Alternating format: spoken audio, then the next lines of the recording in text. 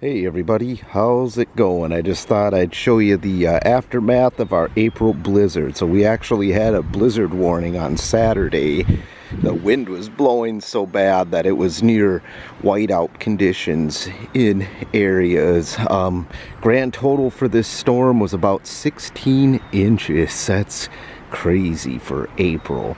So yeah, the roads were really bad. The Charger didn't go anywhere this weekend. I drove the Durango to work and back, so yeah, this just got to rest. I'll have to get her all cleaned off today, and I'll have to shovel the driveway from the last aftermath of the snow. But yeah, the wind was really bad. I don't know if you can see over on the neighbor's roof there, kind of the drifting on the roof. So yeah, it was something else. So I hope this all melts soon. I'm ready to be done with this. I want to play. I want to have springtime. I want to detail the car.